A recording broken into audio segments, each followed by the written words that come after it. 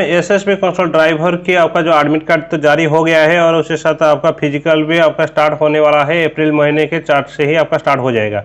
तो देखिए फ्रेंड्स, बहुत सारे कैंडिडेट के जो कि कंसोल ट्रेड्समैन में फॉर्म भरे हैं और उसके साथ कंसोल वेटनरी पर फॉर्म भरे हैं, तो उनको भी टेंशन है कि उनका फिजिकल कब होने वाला है। और उसके साथ बहुत सारे इन्फॉर्मेशन हम इस वीडियो में जानने वाले हैं कि आपका कंसोल वेटनरी और कंसोल ट्रेड्समैन को लेकर, तो उसके बारे में हम बात करने वाले हैं।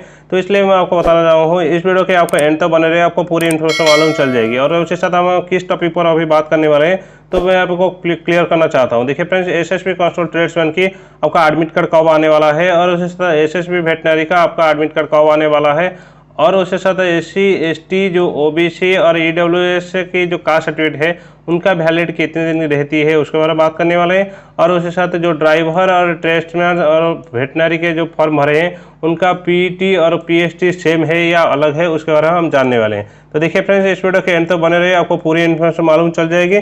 और उसके साथ मैं आपको बताना चाहता हूँ एसएसबी की कोई भी ऑफिशियल अपडेट आए तो मैं आपके साथ शेयर करता हूँ। तो आप इस चैनल को अभी तक सब्सक्राइब नहीं करते तो सब्सक्राइब करके रखिए और उसके साथ बेल आइकन को क्लिक करके रखिए।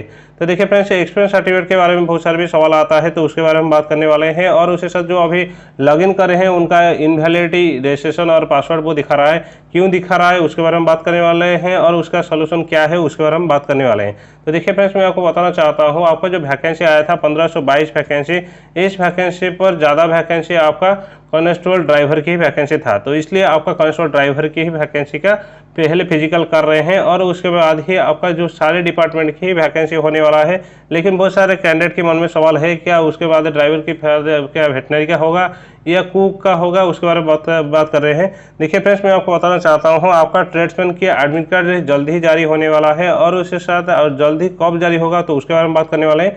तो आपका ट्रेड्समैन लेवल की जितनी भी वैकेंसी है फिजिकल उनका एक साथ ही स्टार्ट होने वाला है। साथ आपका पीटी और पीएसटी सेम है या अलग है। तो देखिए फ्रेंड्स, मैं आपको बताना चाहता हूँ जो कॉन्स्टेबल ड्राइवर और लैब असिस्टेंट और वेटनरी कारपेंटर प्लम्बर और पेंटर टेलर और उसके साथ जो cobbler gardener cook washerman barber सफाई वाला और वाटर कैरियर वेटर सारे डिपार्टमेंट की फिजिकल सेम है। 4.8 किलोमीटर रनिंग 24 मिनट के अंदर कंप्लीट करना होता है और फीमेल के लिए 2.4 किलोमीटर रनिंग 18 मिनट में कंप्लीट होता है। और उसके साथ जो उनका जो पीएसटी है वो अलग अलग ही होती है। तो देखिए पीएसटी के बारे में बात करने वाला नॉर्मली एरिया से जो बिलोंग करते हैं और उसके साथ नॉर्मल कैंडिडेट है तो उनका 170 उनका हाइट रहती है। जो इस वाले एरिया से जो बिलोंग करते हैं उनका हाइट रहती है 165 और इस वाले जो एरिया से बिलोंग करते हैं और इस वाले कैटेगरी से तो उनका हाइट रहती है 162.5 और उसके साथ जो इस एसटी कैटेगरी इस वाले एरिया से बिलोंग करते हैं तो उनका हाइट रहती है 160 और जो सारे कैंडिडेट है एसटी कैटेगरी के हैं तो उनका हाइट रहती है 162.5। देखिए फ्रेंड्स, जो लैब असिस्टेंट और वेटनरी पर जो फॉर्म भरे हैं ऑल कैंडिडेट के लिए उनका भी हाइट सेम रहती है और उसके साथ जो फीमेल कैंडिडेट है उनका 157 और इस वाले जो एरिया से बिलोंग करते हैं इस वाले कैटेगरी से तो उनका हाइट रहती है 160.5 और उसके साथ 55 उनका फीमेल कैंडिडेट की रहती है। और सारे एसटी कैटेगरी की रहती है मेल कैंडिडेट की 162.5 और फीमेल की 150। और देखिए फ्रेंड्स, इस पर आपका जो ट्रेड्समैन लेवल की जितने भी वैकेंसी था जैसे कि carpenter plumber painter cook washerman barber सफाई वाला water carrier waiter tailor gardener cobbler उनका सारे की जो फिजिकल की एफिशिएंसी रेट यानी आपका पीएसटी रहती है उनका जो हाइट रहती है सारे कैंडिडेट की 167.5 और फीमेल कैंडिडेट की 157 उनका हाइट रहती है। और इस वाले जो एरिया से और इस वाले जो कैटेगरी से बिलोंग करते हैं उनका हाइट रहती है मेल कैंडिडेट की 160.5 और फीमेल की 155 उनका हाइट रहती है। और जो एसटी कैटेगरी सारे ऑल ओवर इंडिया से वो बिलोंग करते हैं तो उनका हाइट रहती है 162.5 और 150 उनका हाइट रहती है। और उसके साथ जो फिजिकल एफिशिएंट के और फिजिकल स्टैंडर्ड के बात कर रहे हैं और उसके बाद जो कैंडिडेट वेट के बारे में जानना चाहते हैं तो मैं उनको क्लियर करना चाहता हूं आपका वेट कितना रहने वाला है। देखिए फ्रेंड्स, वेट जो एसएसबी कैलकुलेशन करते हैं तो वो आपका एज के हिसाब से और वो आपका हाइट के हिसाब से ही वेट आपका मेजरमेंट करते हैं। मान लीजिए एक कैंडिडेट की एज है 28 और उसके साथ उनका हाइट है 174, ठीक है, तो उनका वेट होना चाहिए 59 से 72 के बीच में उनका वेट होना चाहिए। उससे ज़्यादा होगा तो वो ओवर वेट में भी काट सकते हैं, उससे कम होगा तो वो अंडर वेट में काट सकते हैं। तो देखिए फ्रेंड्स, आपका वेट आप पहले मेजरमेंट कर दीजिए और उसके बाद आपका कम है तो आप बढ़ाने के लिए कोशिश करिए, आपका ज़्यादा है तो आप घटाने के लिए कोशिश करिए। देखिए फ्रेंड्स, एक्सपीरियंस सर्टिफिकेट की बात करें तो ये कांस्टेबल ड्राइवर की जो आपका एक्सपीरियंस सर्टिफिकेट कुछ भी नहीं लगने वाला है, सिर्फ आपका HVAD यानी हेवी व्हीकल ड्राइविंग लाइसेंस उनका चाहिए, और उसके साथ जो कांस्टेबल लैब असिस्टेंट पर फॉर्म भरे हैं उनका मैट्रिक सर्टिफिकेट में उनका साइंस सब्जेक्ट उनका होना चाहिए, और उसके साथ उनका लाइब्रेरी असिस्टेंट की कोर्स उनके पास होना चाहिए। जैसे जो वेटनरी पर फॉर्म भरे हैं तो उनका 10th या मैट्रिक पर उनका साइंस सब्जेक्ट उनका मेन सब्जेक्ट होना चाहिए, और उसके साथ उनका 1 ईयर की एक्सपीरियंस सर्टिफिकेट होना चाहिए ट्रीटमेंट ऑफ एनिमल और उसके साथ वेटनरी हॉस्पिटल से, और उसके साथ वो इस जो ट्रेड पर फॉर्म भरे उसी ट्रेड की 1 ईयर की एक्सपीरियंस सर्टिफिकेट उनके पास होना चाहिए।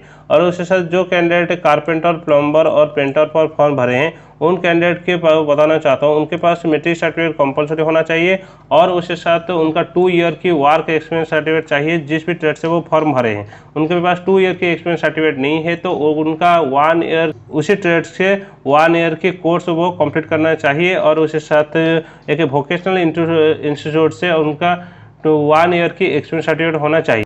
ये सब नहीं है तो उनके पास वो 2 ईयर की डिप्लोमा कोर्स की उनका जिस भी ट्रेड से वो फॉर्म भरे उनका 2 ईयर की डिप्लोमा कोर्स की सर्टिफिकेट उनके पास होना चाहिए, और उसके साथ वो जिस भी ट्रेड से फॉर्म भरे उसी ट्रेड में वो क्वालिफाई करना उनके लिए कंपलसरी है। और उसके साथ जो कुक पर और washerman, barber, sweeper, waiter carrier और वेटर, टेलर, गार्डनर, कोबलर पर फॉर्म भरे हैं उनको बताना चाहता हूँ उनके पास मैट्रिक सर्टिफिकेट कंपलसरी होना चाहिए, और उसके साथ 2 ईयर की आपका एक्सपीरियंस सर्टिफिकेट होना चाहिए जिस भी ट्रेड से वो फॉर्म भरे हैं।